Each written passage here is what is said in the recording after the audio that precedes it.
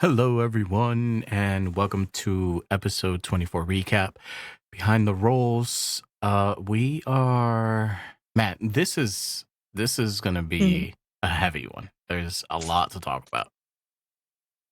A lot of stuff happened. I thought the last one was heavy one. I mean, I guess yeah. this they've been both back to back heavy. Mm-hmm. Um, but yeah. So we're just gonna get started. If you either watched or listened to our episode 23 or the recap, you'll know that we were kind of uh, not really transported or not, whatever, but we made it to um, the Duchess's place, which is called Miss DM Everfall Rose. There you go. Nailed I it. was gonna say I was gonna be so disappointed in you. Listen, I have like a photogenic memory, but it's for like places and details. As far as like names and people, I am awful. Anyway, the Old notes.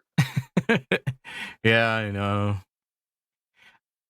So we made it there after some drama. We won't get too much into the previous episode because that's what that recap is for. You can go and listen to it. But what led us to get there was, that's where we were going all along. But after we saved the people in the cave, or the few people that we were able to save, we finally made it there. And we made it there, and there was a battle, or you know there was Mhm. some intense moments that were happening between the werewolves and the vampires and a couple of other people involved. So, if you want to get the full experience of that, go and watch the session, which was a really good session, or listen to the recap. So, Light, episode M9. 24. Yes. We are at the keep, Correct. and we is this before when did we stop or start the session before we went to rest, or was it as we were resting? I don't remember. As you're resting. Yep. As we were So resting. basically, yeah, so episode 23 towards the end, um, Red and Duchess basically told a couple of maids, which basically are twins because they talk this at the same time, uh, show them like, some food, some drink, where they can stay, and people chose to pick rooms. Leslie picked her tent. And Warren like stayed in that same room, and then they began to dream. And so, Mm-hmm. within that dream, it basically showed them um, the elemental queen talking to what she has called a blood elemental, and then um, a certain person revealed themselves as the Dreamweaver, which is technically a goddess, and that's where I ended on the 20, yeah, the 23rd Mm-hmm. one episode, and then the 24th brought it back. Yeah. So we started with that. We all wake up from said dream that we were all having simultaneously because it was the doing of this goddess. And she basically introduced herself and told us that some of the dreams and things that we've been having, we've been sharing for a reason, and it's because of her. Um, My lord, you have a new follower. excuse me. One of the interesting things that I meant to bring up in game, but I just didn't get a chance to, was her telling Vorin that what he's having is not dreams. Mm-hmm. And he wanted to ask the group what they thought about what she said because they heard that. But things were moving quickly, and I don't know, there wasn't like a time to unravel that at that moment. There's always time. It's just Yeah, how you have to make the time.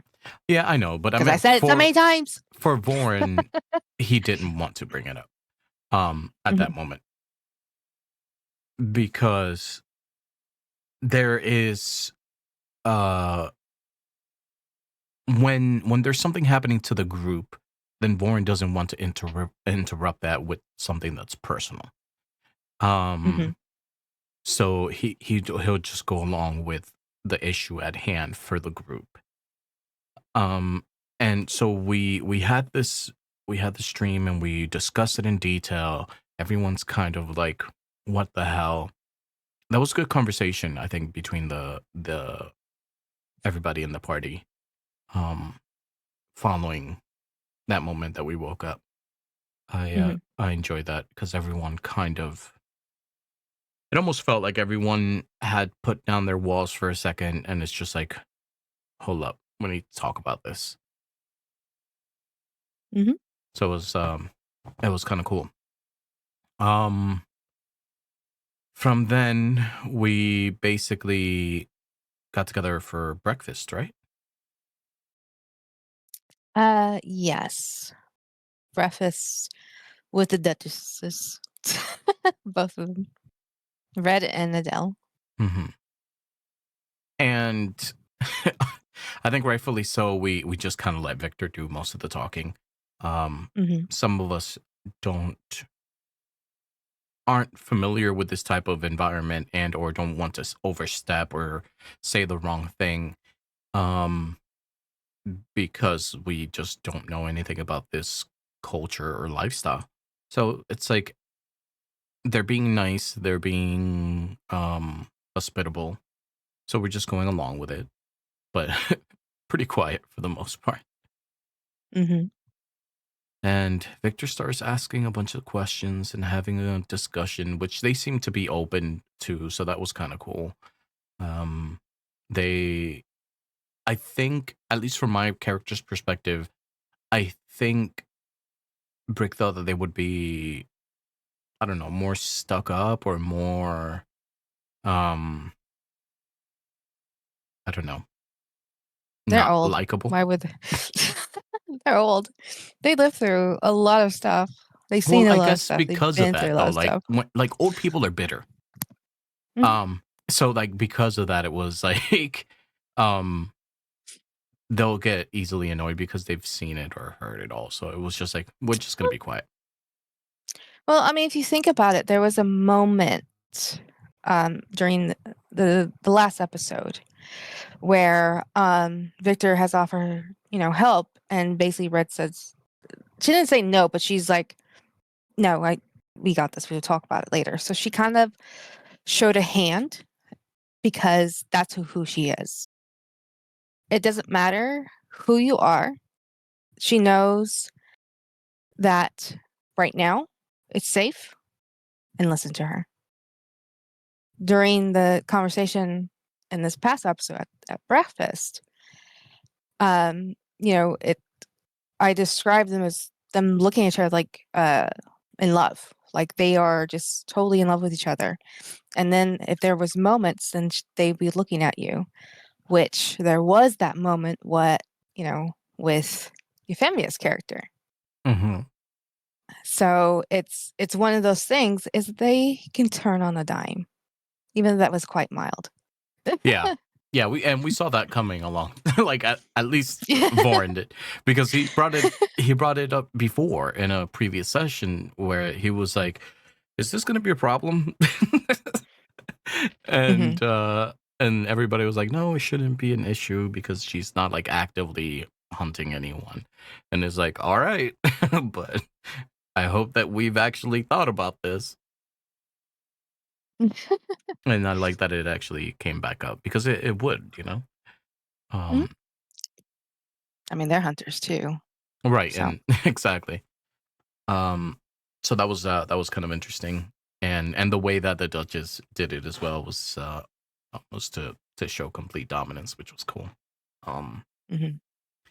and Even with the moment with Warren as well, he was just like, "Nope, I'm just staying in my lane." Um, How did you feel when she was like walking around the table and then she sat next to Warren? I I think Vaughn was definitely uncomfortable. Um, because he doesn't have any cards to play. You know, like Mhm, he's just there. Um, Essentially, any kind of mission or quest or anything that Vaughn has been in his life, he knows what he's getting into for the most part, or tries to prepare as much as possible. Here, he is in Vampire's Keep and literally sitting down at the dinner table with them, and there's nothing he could do uh to defend himself, really. Like, I mean, he can put up a mhm. fight, but that fight's not going to last very long. You know, if anything No. happens. Um Yeah. so it was like, I guess his whole thing is about reading the room, right? Like that's kind of what he does, is um blending in. So he's just like, this is my moment to be quiet and listen. Like that was the only thing he could do. Mhm, But it was yeah, it was an interesting scene because it was full of tension. And then we talked about the library and stuff like that, which was one of Victor's requests. mhm, And rightfully so. It's a personal library. It's not like a fucking public library that anybody can go to. So I'm sure that there's a lot of archives and personal records and stuff they don't want just anybody looking through. mhm, Um, so they said it that it's a them thing. But they'd be able to help us out with anything that they could provide. And for Vorin, they gave him a magic book. This was later on that he gets it, but he got a magic book from them that basically describes the deities or the gods and goddesses. Um, all basic knowledge, unless he can focus and ask about mhm, one specifically. And the first one that he asked about was Valentina because he needed to. As far as all the things that have been happening, like she kind of came out of nowhere into his life, which is the weirdest thing. Um, and then I think he was also really curious because of the portal that popped up. Um, mhm, and even though at that time, uh, the Dreamweaver had admitted it was her, but because Vorn had previously like said thank you or whatever, like he's like, what am I doing with this goddess? You know. mhm. But it's really cool. It's an interesting direction. I never thought that I would be going with this character. But you know, I always say RP happens, and that's kind of where we're going. So it's pretty cool to see where it's going. For sure. And I feel like you have a great time playing the Duchess. I just love doing the accent. Yeah. It just I mean, I hopefully you can tell the difference, Red's more of a heavy Russian accent and Adele's more of a lighter version, but yeah. Yeah. Is there anything that you were expecting either Victor or somebody in the group to bring up that nobody did? Um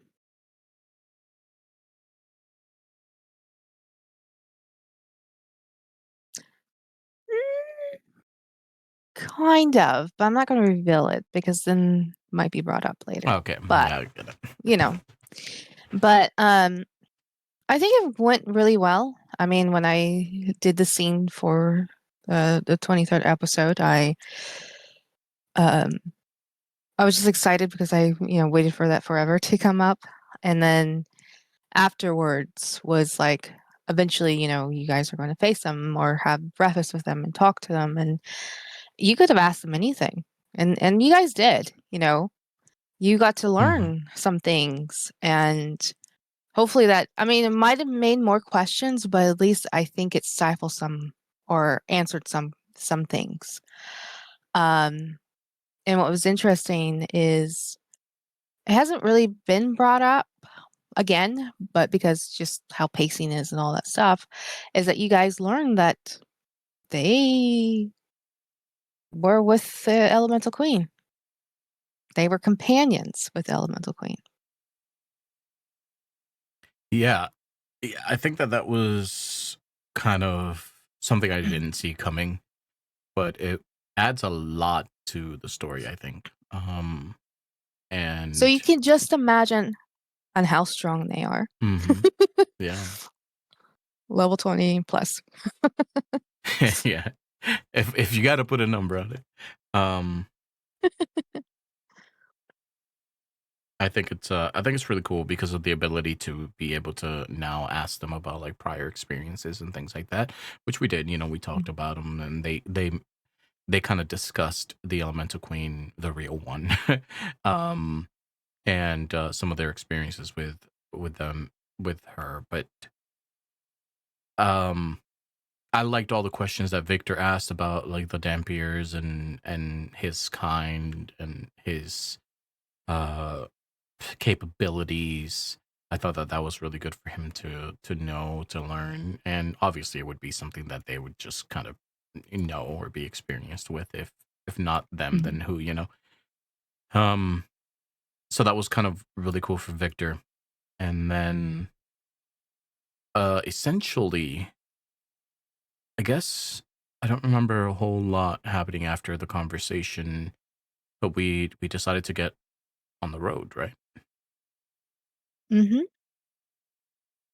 Yeah, because it was like more of like, "Hey, oh, is there any work?" And they're like, "No, there will be nothing here," because it is very structured. Everybody has their job, right? This town is more of, you come to us and sell your wares. We don't come to you, kind of thing. And so that's why I said, yeah, there's no jobs here because there's none. But yeah, eventually you got back on the road. It took a couple days to go to get to this temple tower thing. Yeah, there was. So we got to this. I don't know. What are we gonna call it? Village, town, abandoned city? Hmm. Um, Yeah. and a city that was obviously in ruins, and it wasn't apparent if it was like due to a war or due to anything. Just it was a city that was abandoned and unkept, and um, other than possibly finding information somewhere, we just kind of accepted it as a town that was abandoned, or a city that's no longer lived in. But we, well, Euphemia, I believe it was, right? S- Hmm. Sees, does she see the fire or does she see somebody first? She saw, from her perception check, she saw like a fire. So that's what drew her there. And the one thing is, um, you all, when you first came in town, nobody saw it. There was no fire at all. And how the questions were asked from Victor was like, is there basically, is there any life? Is there anybody who looks like he's been through here? And all of it's been no. No, no, no, no, no. So when she asked, can she see? And I said, well, you do see a fire in the distance.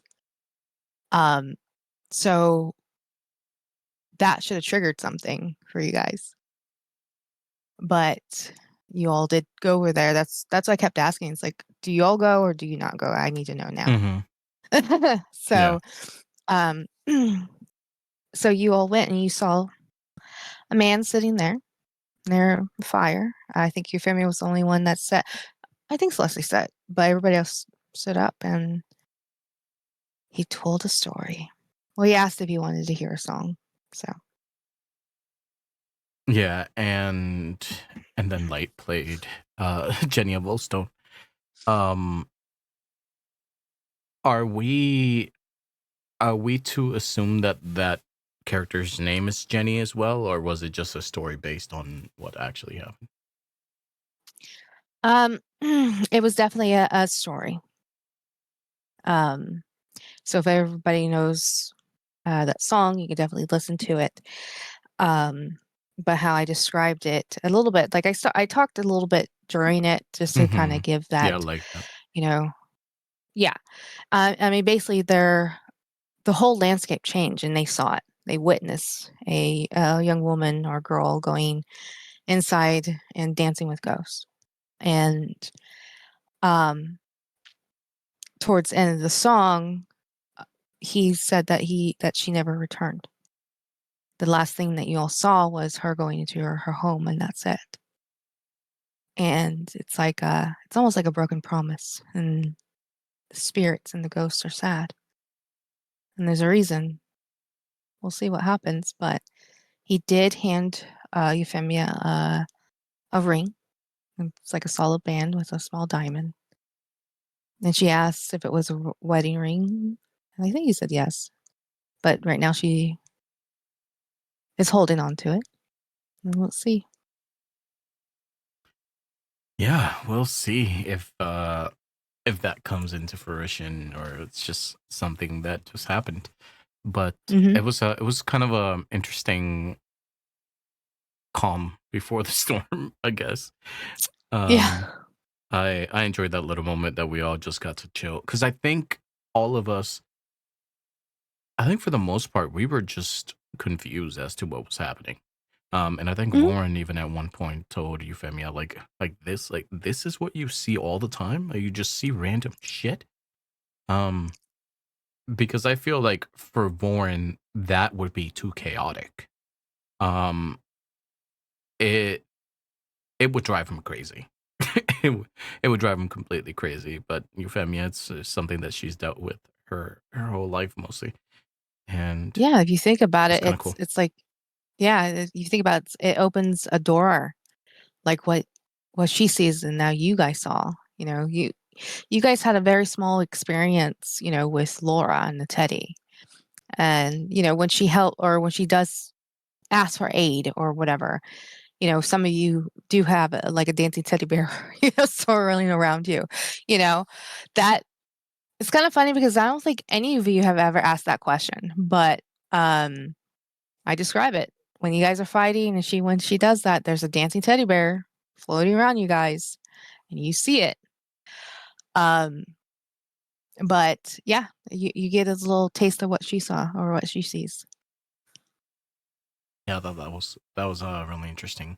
Um, I don't know how everybody else felt about it, but Lauren kind of enjoy. I don't know if enjoy is the right word, but got to experience that and found it to be intriguing and not interesting. Like he's because he's not interested in that, but Mhm. but intriguing in the sense that it's like holy shit, that's weird and different. Yeah. So then we we go into we make our way into the tower, into this temple. Um, and holy shit, Mhm. we start climbing the stairs, and we don't stop climbing the stairs. Like we just keep Well, climbing. you no, you took some breaks. I said you took some breaks. Yeah, no, but what I mean is like we just kept going. Like it was just holy shit. Yeah. Was this something that I was curious about though? Was it like actually that tall, or was there something magical involved? No, this was tall. Yeah, Yeah. It was I don't. I definitely don't know if tall. there was just something like in the staircase that was just like making us like loop, like just going. Uh, Well, I did describe like, left hand, right. they do go up, and if you were to follow it, it's almost like when they kind of meet each other, but they don't. They kind of like go over each other and go up the steps, right? So, but at the same time, when you keep looking, you just get dizzy because now you just lost on which side goes where or what. So, yeah. Yeah. So so when we made it all the way to the top, which I think you mentioned took 3 hours. Yep, 3 or 4 hours. Yep, around there. Holy shit. I mean that's a lot of workout. A lot. That's a lot. Yeah, everyone was fucking like exhausted. Varn his legs were killing him. It's like, what the fuck? There wasn't a magical way to get us up here. Jesus. But it No. was crazy. And then as we're approaching the top, we hear something. What was it that we heard, Miss DM? Laughter. Mm-hmm. Somebody recognize the laughter. Who was it? And I think it was Magpie. Magpie, Oh. because she had the high. And then I think I can't remember what it was said, but there was some words after that. So that's where you guys got ready to go in. Yeah. And well, we saw. Well, who went in first? Was it Magpie went in first? I'm not sure. Nobody really. I just felt like people just pushed the door open. So it could have been Magpie, it could have been Victor, it could have been. Oh no, I think it was probably Celestia. Because when you all went in there, it was snowing, and then the wind began to pick up, and you see this red glowing orb, and then this blood rain appeared, and I had to roll me strength saving throws. Yeah. And it didn't go well for some people. No, at that point, Celestia put down her egg and handed, I was gonna say the reins, but the straps or whatever Straps. to Yeah. some people. Yeah, and one person flew out the window, followed by another person, and Magpie probably saw her life flash before her eyes, because she was the one that was falling until she heard. In a way, she heard somebody say, "It's all right, let go. It is fine." And then she felt somebody behind her, and it was Celestia telling her just to hold on, basically. While you guys all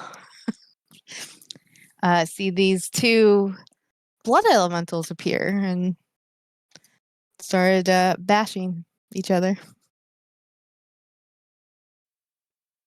Yeah. So then that was a fun fight. Especially since we had, we were dealing with the environmental disadvantage, and I mean, we were already at a disadvantage because these things are made out of fucking liquid. So so all damage is most of the stuff halved. is halved. Yeah. Well, not all, but most, yeah. And Mhm. and yeah, so that fight was pretty fun though. But we were trying to get the elementals, and we were also trying to affect the environment, to try to free the elemental. Mhm.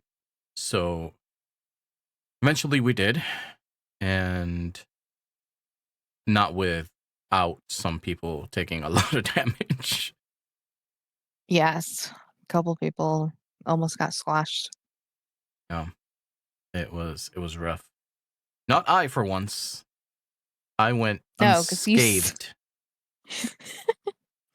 It's okay. You stood near the egg. It's fine. Yeah, You were protecting the egg. protecting the egg. And but that was a pretty cool fight. I liked like some of the uh what's the word that I'm looking for? Some of the um Jesus Christ. Mechanics. Some of the efforts made Okay. by like Nyx and stuff like that, hmm and Victor, like they were really trying. But the fact that we were at a disadvantage with a lot of stuff made it actually pretty difficult, which is something that I enjoy in D&D overall. It's like not everything is going to work out your way. hmm How many times have we been playing like Baldur's Gate that just, I don't know, we accidentally touch or shoot the wrong thing and just I everything know. blows up. So it's like You keep shooting my whatchamacallit, my weapon, your spiritual weapons always in the damn way. my special weapon. Look, it's a thing on the board. It helps.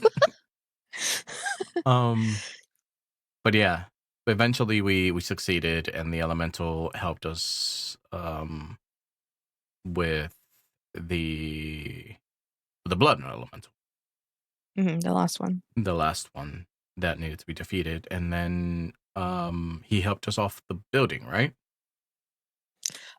Yeah, but before that, what did you think of Celeste? Oh, I was thinking before we started this, I was like, now I need to add wings to this little mini thing. So Celeste actually saved Magpie because she sprouted wings. She's a flying demon child now. Look, it's Eh. talking. I don't fly. You're red. She's purple. Yeah. She sparkles. Oh, which was a interesting comment by the Duchess as well, like calling them demons. Yeah. Which I love because, like, in D&D lore, certain races or species or they're gonna have certain reputations, or they're going to be seen. Like, there's racism. Not saying that the Duchesses are racist, but it exists among like elves and dwarves, or they don't see each other as equals. They see people as you know, there is a lot of reputations for people. And so I like when NPCs, like you do this quite often, or like NPCs in different games or whatever, acknowledge races as something different, um, Mhm. because of that, right?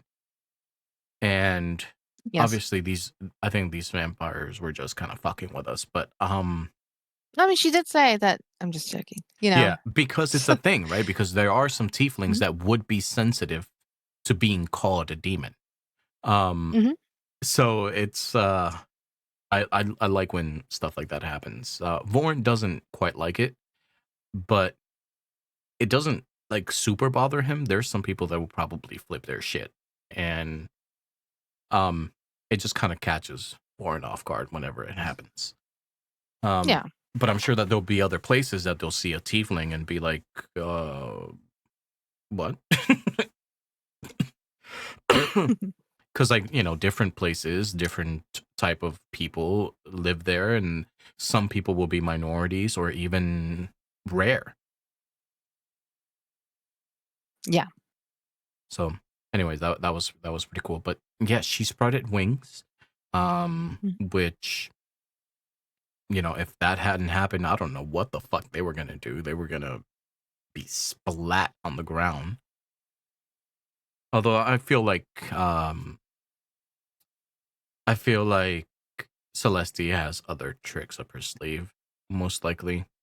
I'm not sure if she was gonna be able to help Magpie, but I feel like Celeste had more chance of surviving than Magpie. hmm But who knows? I don't know. Maybe Magpie would have shoved an arrow to the side of the building and tried to slow herself down or something. I don't know. It wasn't gonna go well. It was gonna hurt. But anyway, that was pretty interesting. And Yes. so now the wings aren't permanent, are they? You don't know? Interesting. Voren's just hoping that she's not leaving feathers everywhere now. You're gonna get slapped. It's like, oh, why do we gotta pick up after your feathers? Who says you have to pick them up? Voren doesn't like messes. Anyway, She's the one that keeps you clean. that is true. Although, So like if the you way keep you said poking the that, that sounds bear- weird. Shut up. But you keep poking the bear, she's not gonna do it. Yeah. So we get kind of escorted off the building. Mhm. And that fucking fight was over. Yes. So from there what is it? What was it that did we go back to camp? No. Celestia asked if there was a place, because she was described like a place that had like a lake and like a cave, and True. she was kind of confused. But it's like one of those things. It's like at the same time, it's like, why did I go up then? And Yeah. but she was, the vision was here, and that's when the air elemental says, well, I could take you. And he grabbed everyone and took them to a cave that has just like this beautiful scene of like crystals on top of the cave, and in the distance you could see a lake. Probably, and I think he said it'd take you like an hour to 2 hour walk to get there. Yeah. And I mean, if I'm not mistaken, that's kind of pretty much where we left it, right? Correct. Yep. So it was an eventful night. I actually got through the recap pretty quickly, but it was an eventful. There was some good RP, good combat. I always like these sessions when there's like a little bit of everything. But I think we also we got like some good like foundation for different story points to follow with different characters. That magic book I think is going to be great for Voren moving forward, or bring up more questions, right? But the point is that it's a step forward in his story, and I'm excited about that. And I don't know, who knows? Like, it might be something he can share with Minerva as well. Like, right? She's religious. Maybe she like to study or learn about other things. Even though she worships her, he's not gonna try to change that, but still. Who knows? And who knows how that can affect the rest of the group as well, right? Because there's all these other gods that are we know that our fates or our destinies right now, our paths are kind of intertwined with different goddesses or whatever. Like we know that very clearly now. So I think this book doesn't just benefit Voren; it benefits the entire group. Yeah. Because we know who it could be possibly in charge of different elements of their lives, or who we could try to seek answers from, or doesn't necessarily mean we have to worship all these deities, but it's good to know who might be influencing our path. And I think that that's kind of cool. I'm glad that you enjoy it. So we shall see where we go from here.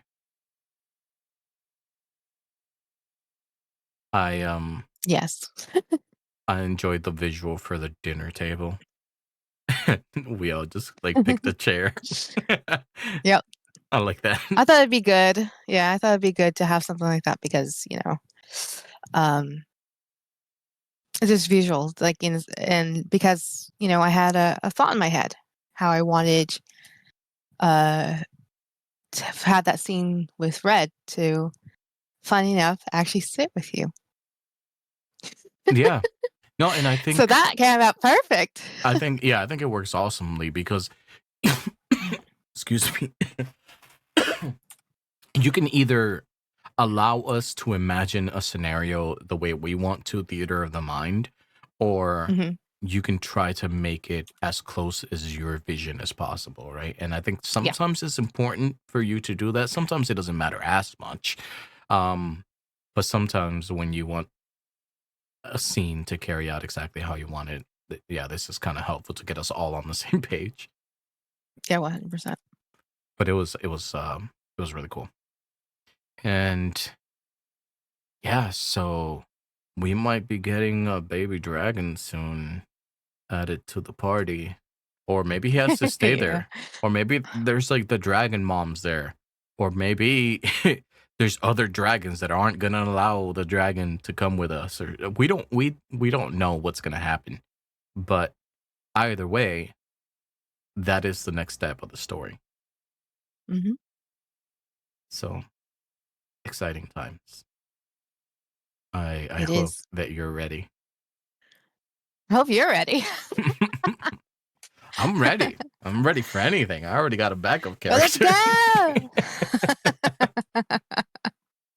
Oh man.